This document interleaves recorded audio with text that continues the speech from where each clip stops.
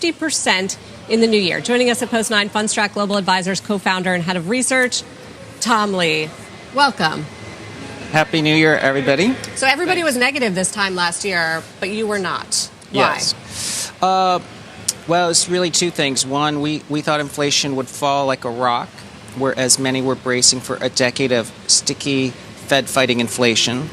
And the second was, if that was true, that we would avoid a hard landing, and soft landing was the most probable outcome. So that's pretty stock friendly, right? Inflation falls like a rock, you avoid a hard landing, and markets were down 20% the year before. So in 2024, will inflation keep falling like a rock, and will we still have a soft landing?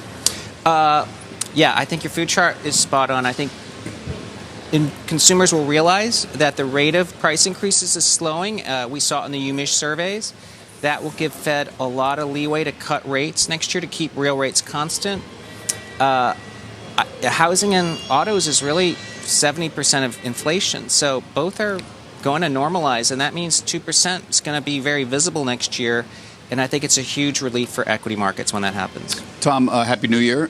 First off, congratulations on your calls this year. You've been directionally correct. That's hard to do, so kudos to you. You're top dog now, 5,200. You have the high estimate for the S&P 500 for 2024. Johnson Stoltzfus, we just had him on. He also had 5,200. You're top one. I wonder if you can explain what goes into making that up. It's always a little bit of a mystery to us what you macro guys do. You know, an analyst who covers Caterpillar, he studies Caterpillar, earnings estimates and makes a projection, but you have to do this estimate from the top down. So what goes into this? Do you guys get together in a retreat on the weekends and, drink a lot and figure out what's going to, come up with a number? How do you come up with this 5,200?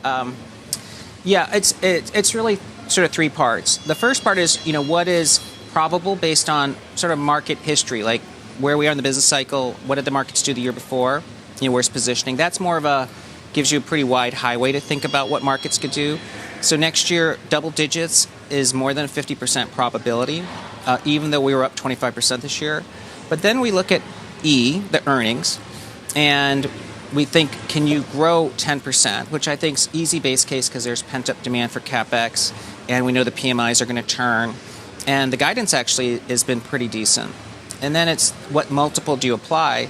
This is where I think people make mistakes.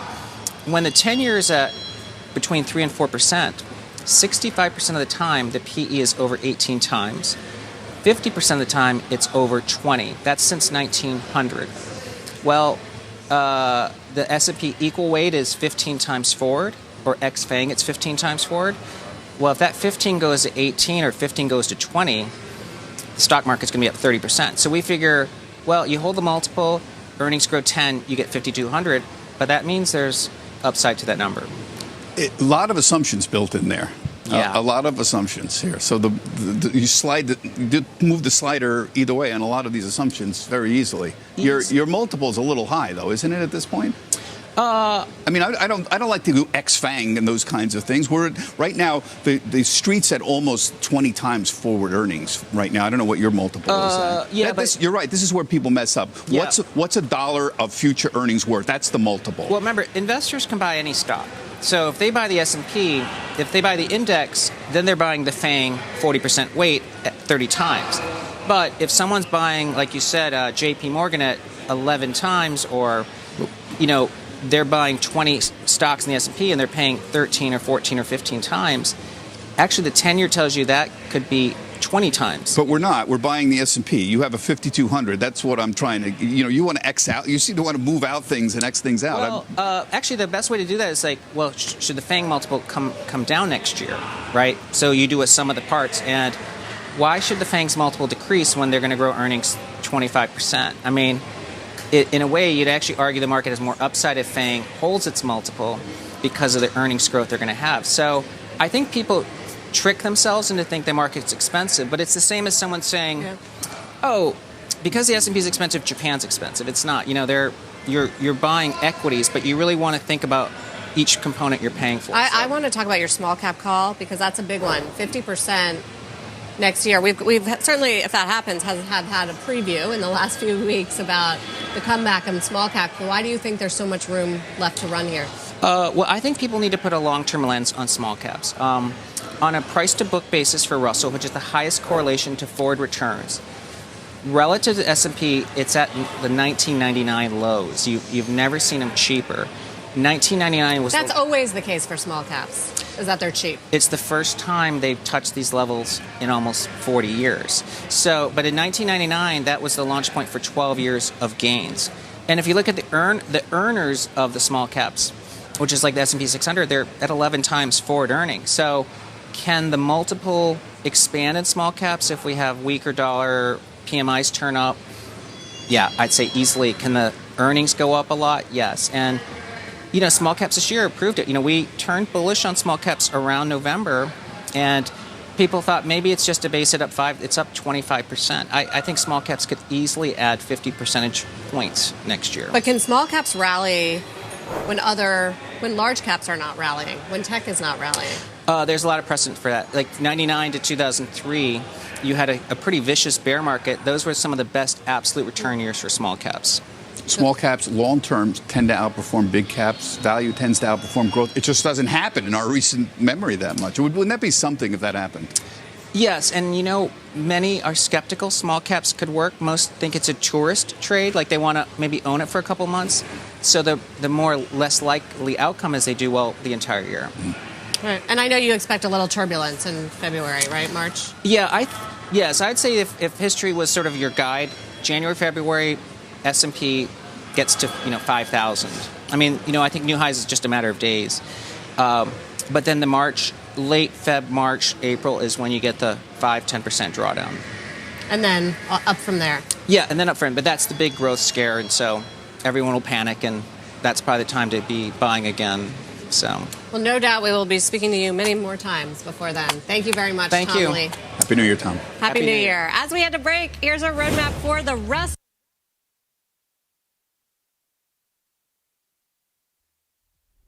All right, guys, welcome to my channel. This is Luis here. I started with this video from CNBC. Got on YouTube because unfortunately I had to cut off my subscription from CNBC.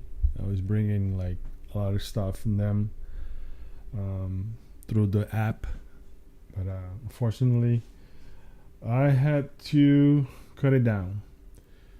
So okay, let's summarize what he actually say over there. It was, I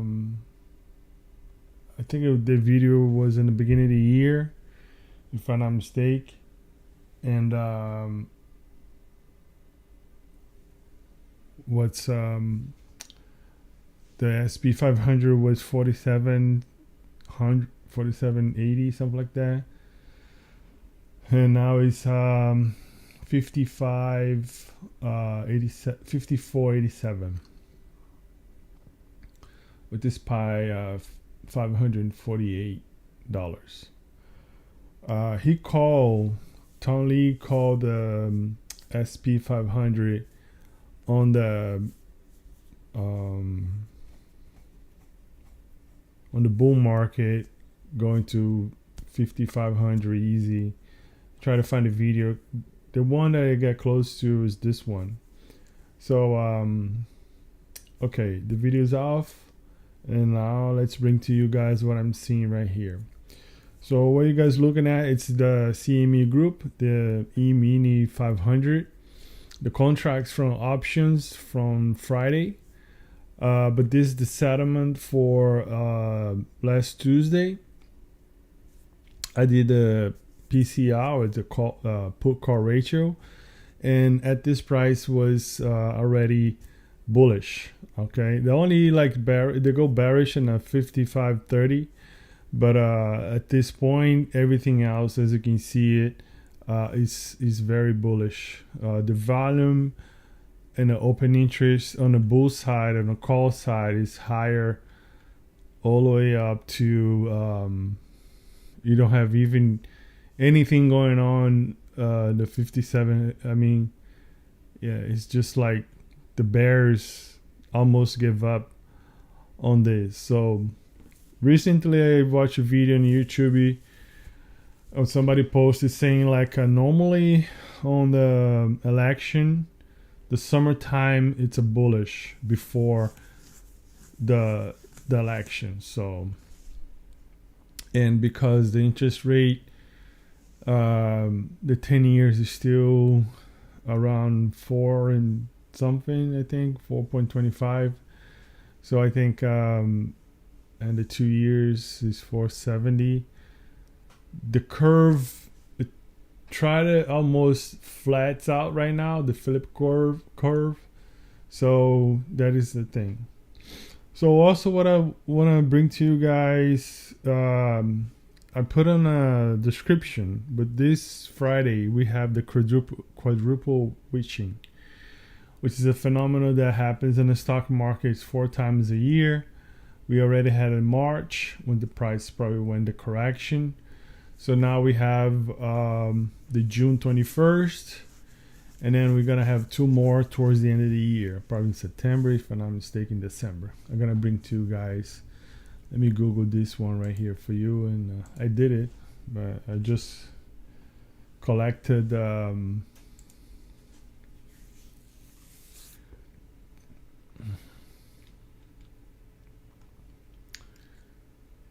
thing over here. And the question says, quadruple witching is a bullish or bearish? Instead, the event is largely function of a speculation and investor sentiment. When quadruple witching occurs, traders should expect an increased volatility and manage their position accordingly. The resulting market swings could be bullish or bearish depending on how investors interpret the situation. So I think because we are on the bullish sentiment, I would say we're going to be bullish. Let's see the calendar here. 2024. So the first one was March 15. Then we probably can take a look on a chart and see what happened over there. Then we had the June 21st, which is coming up in 2 days. Then we're gonna have in September 20, which is like a month and a half away from that elections. And then we're gonna have the December 20. So the expirations on the options is the monthly, if I'm not mistaken, over here. So like a May 17 for the June 21st. Then you have July 29. Then you have August 16. Sorry, guys. For the September 20. Then you have October 18 and November 15 for the December 20. So the triple witching, as you can see now, I was talking but not showing. That's why we had the dark is the quadruple witching, and the green is the option expiration. So I would say I think we're gonna go bullish in a long period. I even opened a short position on the SPY, but probably was a big mistake. I'm gonna bring to you guys in a little bit. So because kind of like not a big mistake, what I did is this. So this the option charts, the one I use it, and if I bring you like a single expire charts. For the volume, it's a 1.12. Normally, this number, it's a bearish in the volume, and even like the open interest is still 1.54. So for tomorrow, it looks a little bit bearish on the put call ratio. Okay. Now, if you look at multiple expiry charts, we also have a little 1.02 put call ratio on the bearish side, and the open interest put call ratio, it's 2.53, which is supposed to be bearish too. But however, when I study about put call ratio, when the number is that high, it could be a sentiment for a reverse sentiment.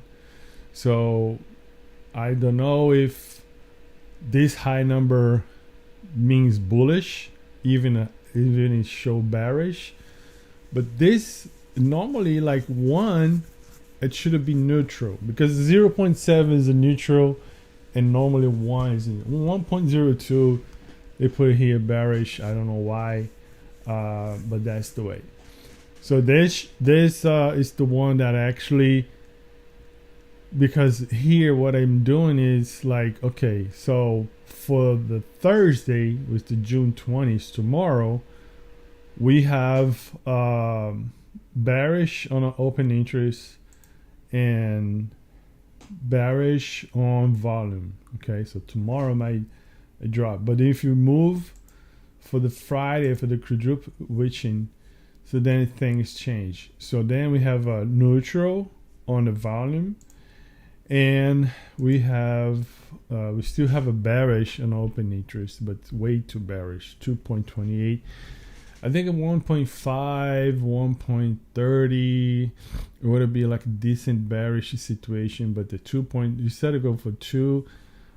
Depends what kind of stock and everything. It can go like a diverse sentiment. So then let's bring to you guys over here. So this is the indicator that I bring to you guys. So we have this Ichimoku theories.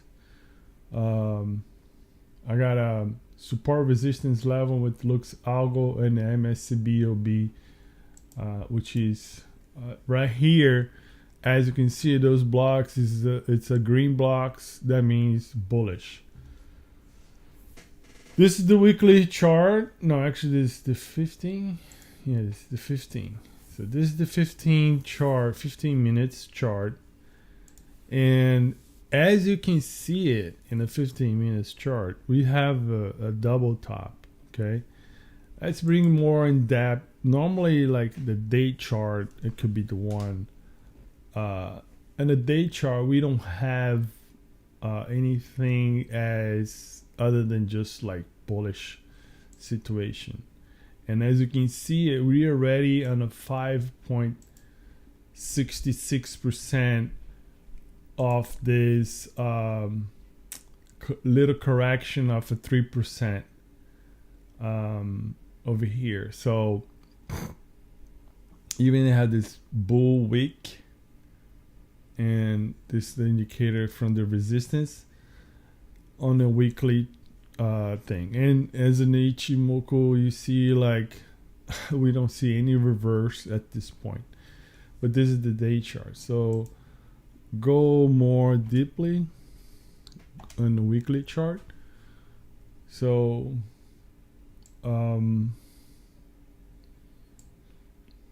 we have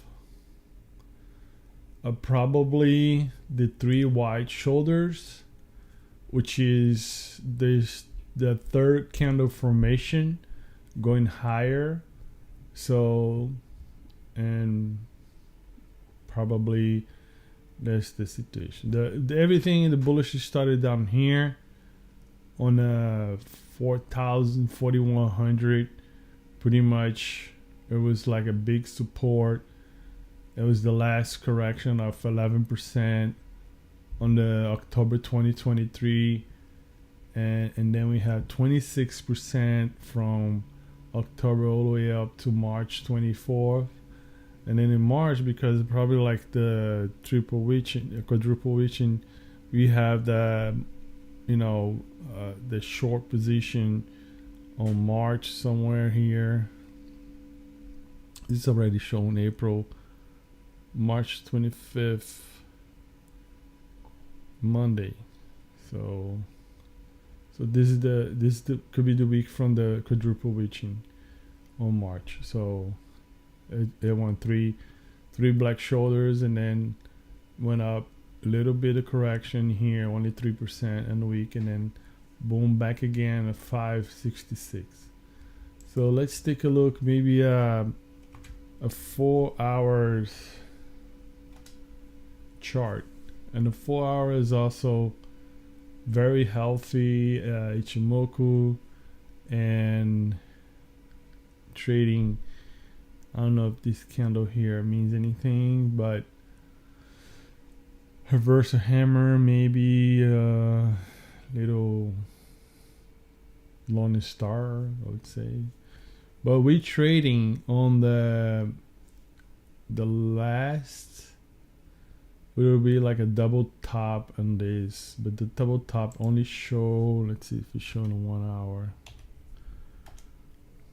It show kind of on a 1 hour double top, but with no meaning to reverse anything.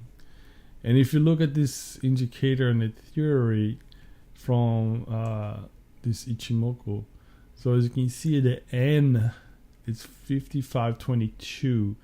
So normally it could go higher at this point, which is bring the 6.30%. So that could be something that we're gonna monitor at this point. Because I was watching a video, the guy kind of explained the Ichimoku, and he was using the 1 hour chart. So if I have to, I mean, technical, it should be bearish because the double top. But I mean, Lenar, it was showing double top and actually forming the shoulder. It dropped 4.5% on earnings and might go down again. So I don't know. So we see. This is the SPX. So SPY is the same. You can show you guys.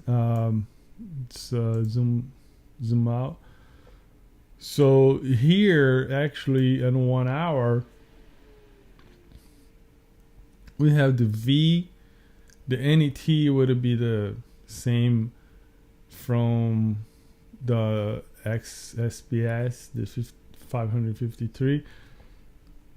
So we probably gonna see the price moving up here.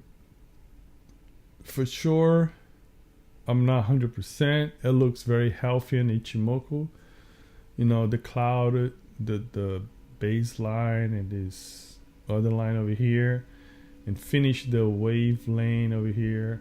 Also, and we have a B for buy on this indicator over here down, because this is the support resistance, is the red and the resistance. The blue is the support. The little green dots is the buy position. So kind of like that where we are right now on the SP 500. Okay, so moving forward, option strat, we have our save trades and a possible play. We thinking that ACN is not gonna move as much, it's very neutral, so I did this long condor right now. So the total return is $67 negative, down 9%.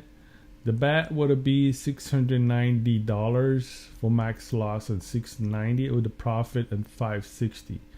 The chance of the profit right now is only 47%, and they have earnings coming up pretty soon. I think it's tomorrow. Yeah, tomorrow. I think it before market open. So we didn't put any play on this. So I don't know if this is gonna hit or not. Probably yes.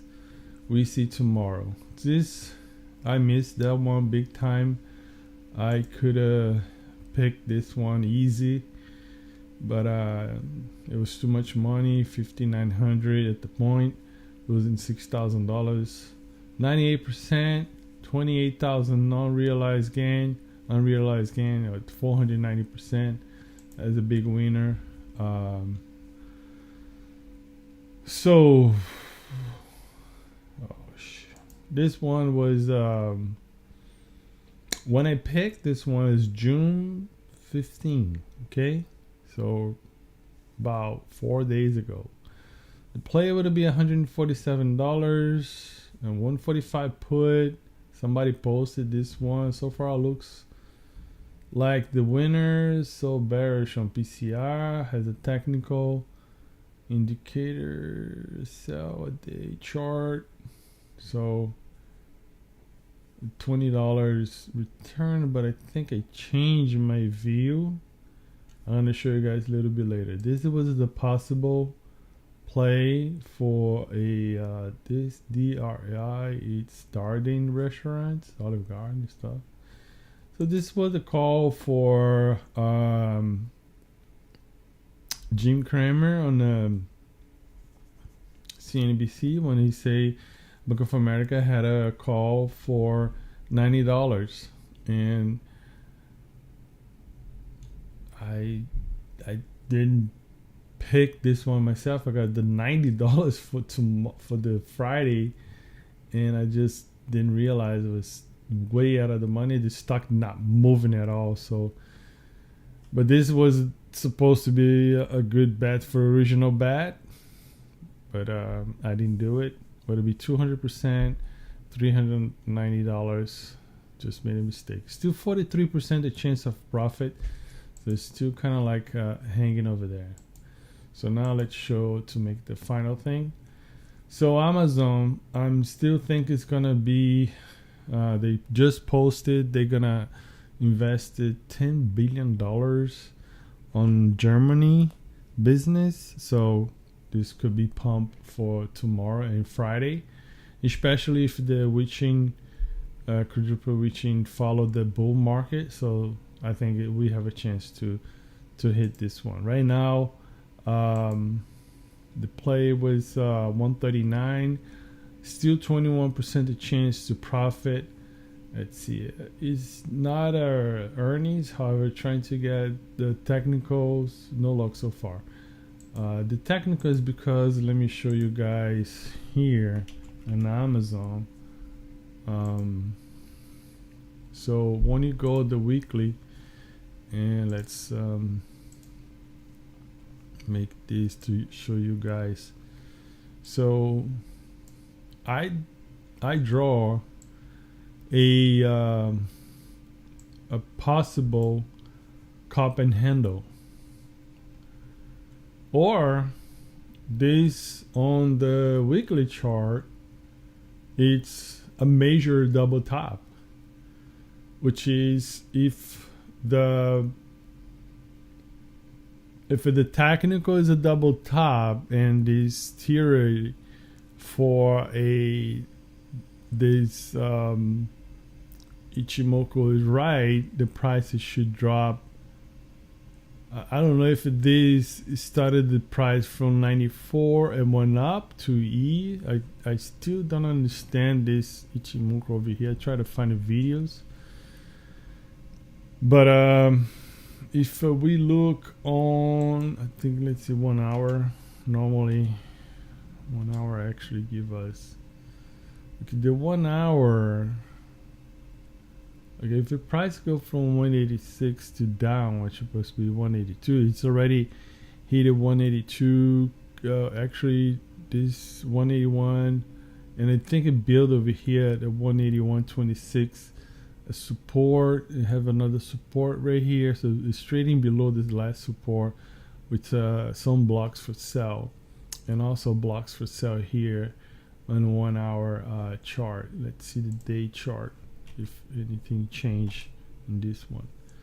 So on the day chart, it's just like, I don't know, maybe a possible head and shoulder, or maybe like a double bottom from here.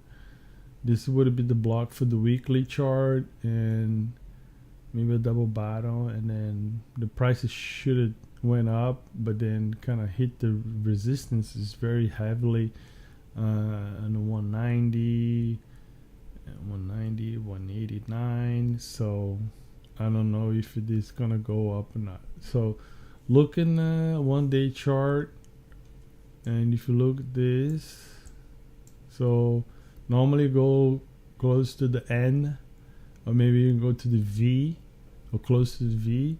So we're looking at 209. So I don't know how long it's gonna take. I mean, the red line just crossed, but the candle has to trade above the red line, and the purple line has to go up too. So now the purple is going down, pass through the price, kind of cross the candle, which is not a good thing. But let's see, still green over here. To change it for short, it has to change for red. So at this point, we are in good position to go bullish. And if the pattern, even if I try to short this pie, but if this hit it for me, it's win-win situation. Unless, I mean, if it did go Friday by 190, so it kind of like evens up my my bearish on this pie for the quadruple Witiching.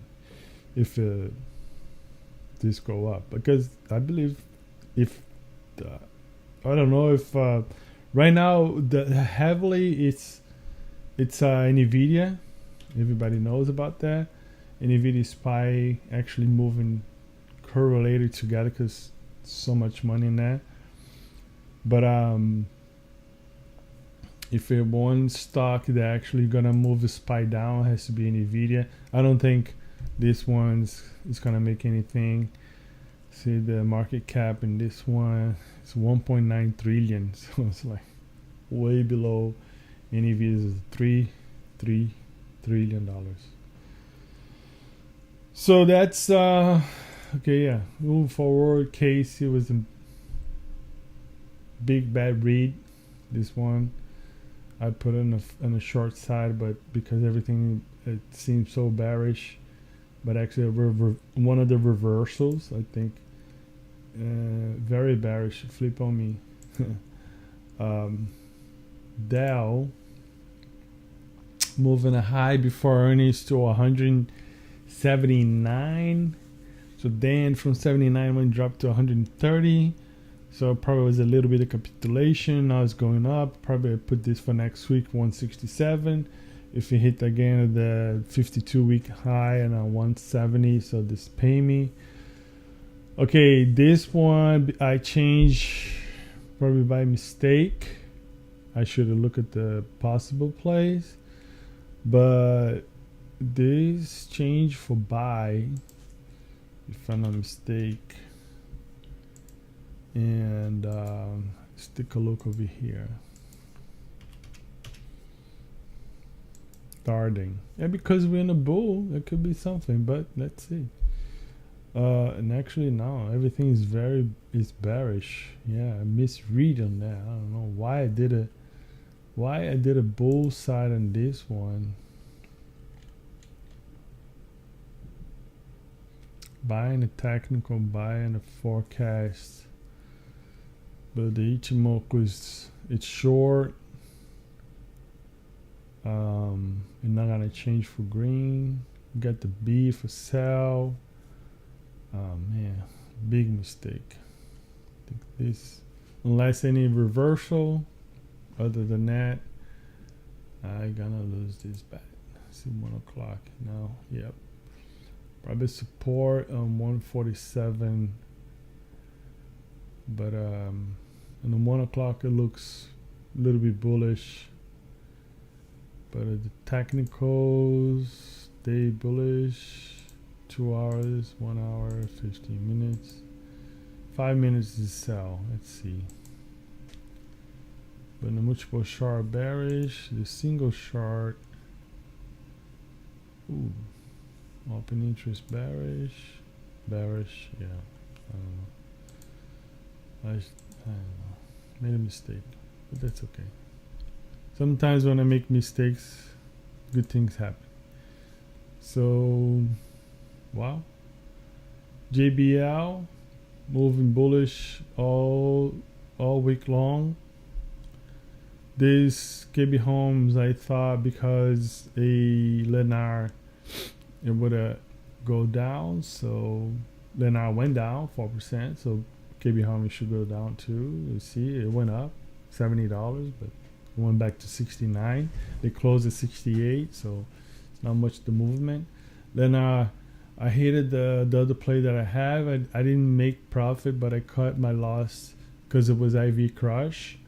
So I got this 37 loss, but then I made a mistake and put this $85.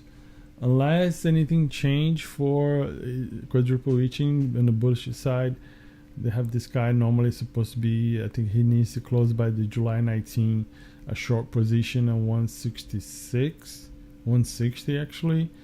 But he can hold it now that he can stop his buy to close on the short position and then maybe make some money. This one, RX, somebody posted after hours saying that the stock, he had heavily bet on this one and he owned it. So this is a lost $10 and SPY right now losing $88. Back everything kind of like my plays for the difference between the possible plays, which I have 4 right now open with 3 greens, 1 red.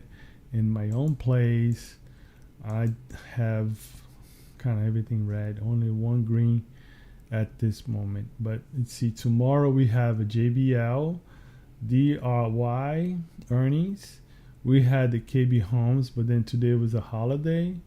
And the only 2 things that I don't have for earnings, actually 3, and this moment 4. It's a SPY, SN, RX,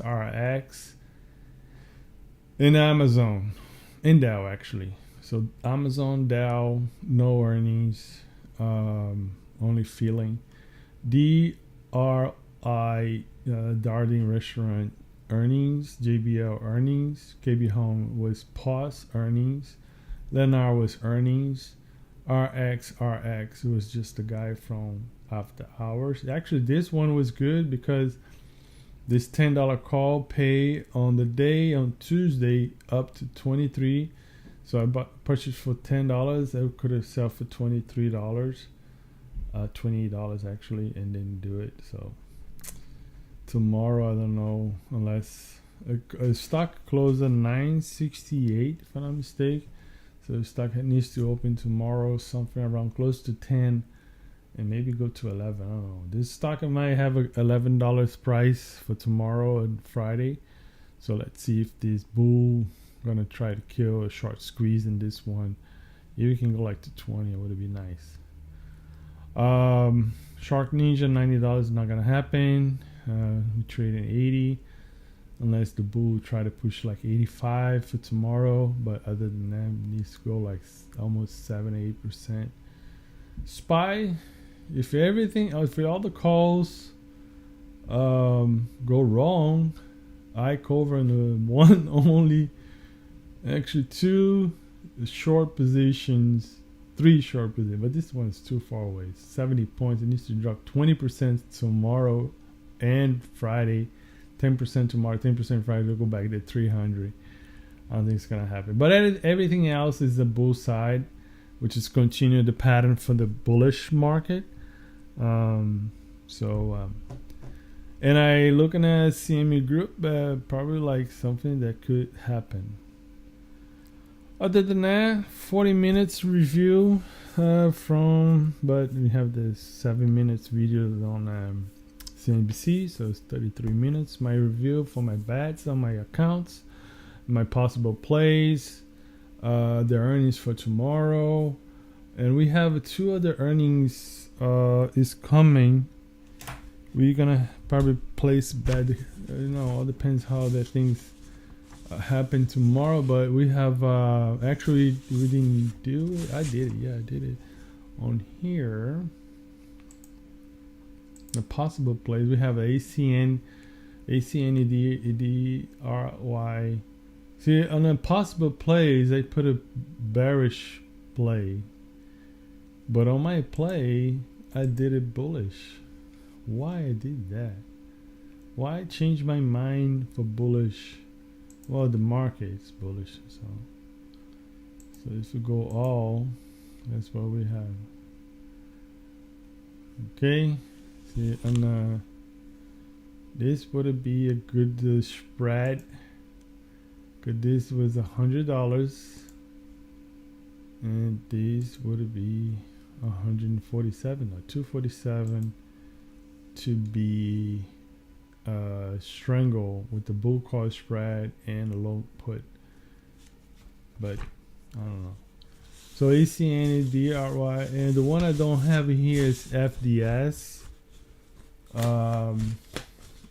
which is Friday morning, the 21st. So I'm not gonna play on that because it's not showing as much what I need.